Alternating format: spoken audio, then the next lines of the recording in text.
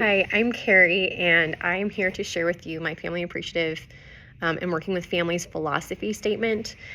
I am very excited at all the stages that we went through in order to best understand the context of what family partnerships are supposed to look like with ECE educators and caregivers.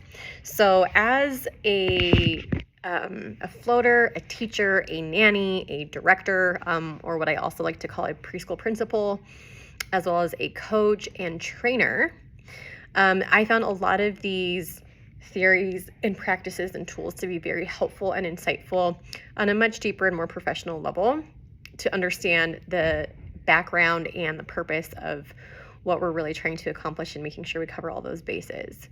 Being able to identify and explore our own identity is really important. What I enjoyed about this is that when we're exploring our identity, we are looking at the environment and all the factors that are coming in from a social perspective, from a self perspective, as well as from a program perspective.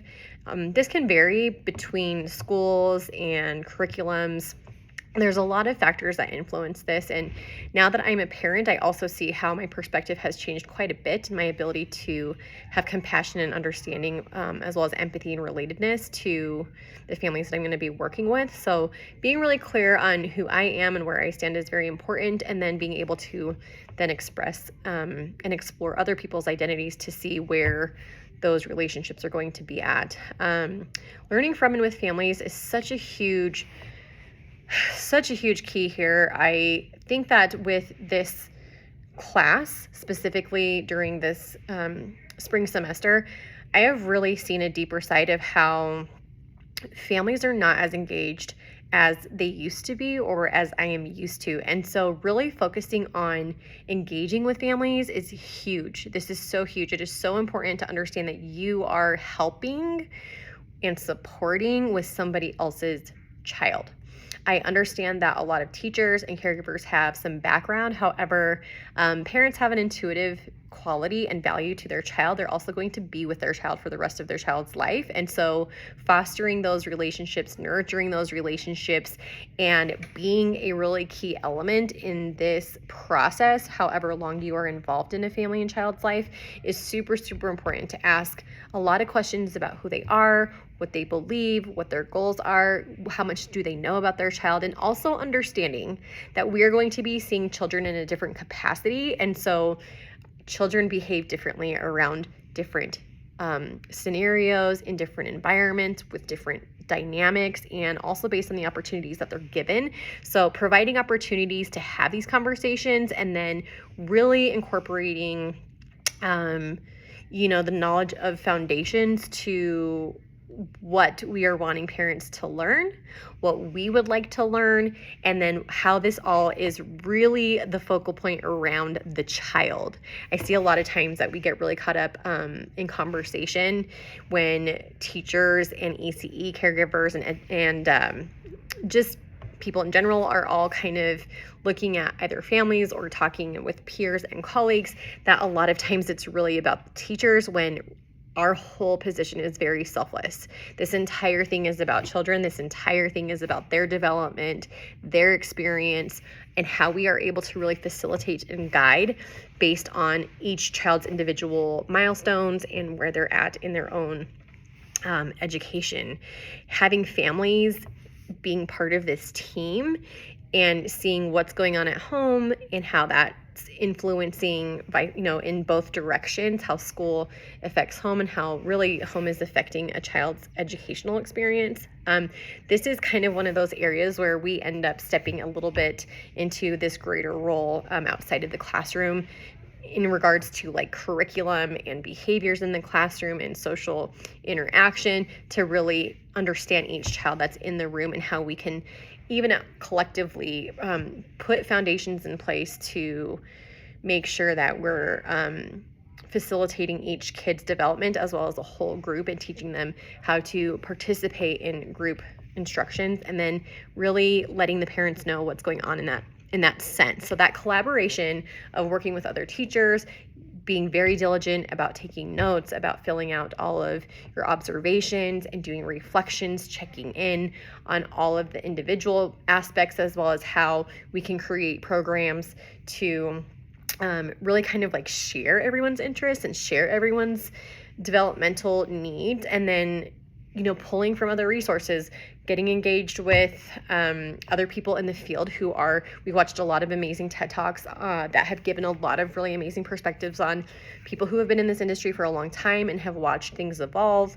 And so being very resourceful and continuing your education as a teacher. And I don't mean this just in the professional atmosphere, especially in the professional atmosphere. You want to keep up to date on the new information that's coming out. What are parents reading? What are teachers being able to do? What access do we have?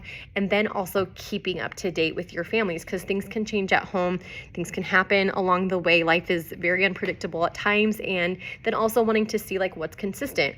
What can we kind of rely on as something stable that can really harness the child's personality and what to expect for their goals. So I think this whole idea, again, just is constant. It's a constant relationship of communicating with families. I really, really love, and I've shared this in everything that I've done, is that when caregivers and teachers are in communication with each other, and when I say caregivers, I mean parents, grandparents, whoever is really taking care of a child in the personal life is who we really want to be talking to, because this relationship really is the foundation and a strength for every child to have their own support system for the rest of their life. This can make an endless impact, and I think that that's incredible that we have an opportunity to do that, because you'll have your segment of time to do that, and so you want to be the most impactful as you can during that time.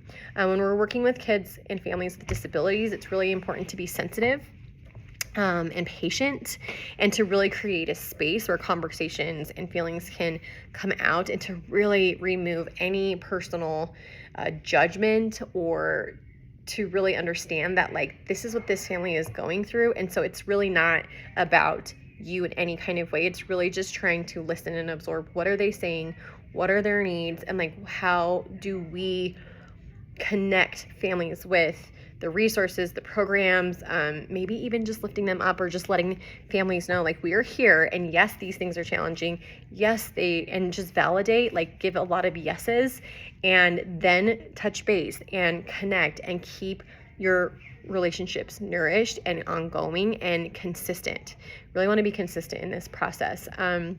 One thing that I thought was really interesting that I'd really love to incorporate into a lot of our mentality and mindsets in regards to how we look at things, and to constantly, I don't want to say constantly, but to be diligent about checking in with yourself. So when I read The Mothering Against the Odds, there's a lot of things that we don't know about other people. So when someone is passionate or has insight into single families, divorced parents, even parents and generations that have stayed together, and how these different dynamics work when there's disabilities, when there's family issues, when there's successful and abundance of opportunities and resources, and the childs have everything that they need. So all of these factors, from what I learned from The Mothering Against the Odds, is that we cannot assume about the majority.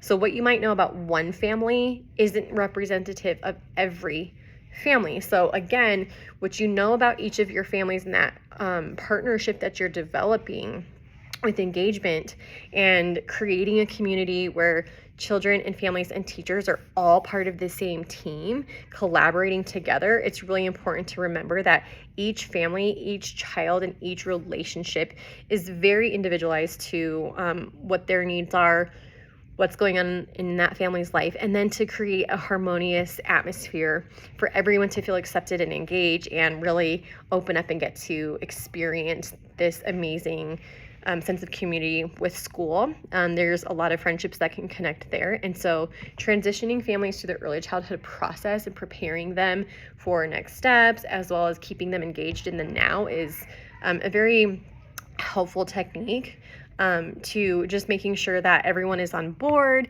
to having a great time, to really utilizing what we can do here and now with the time that we get to be part of their lives. I think that what teachers do is beyond amazing, and staying uplifted and knowing what your role is can really help you with managing your emotions and staying excited and enthusiastic about your role in the big picture.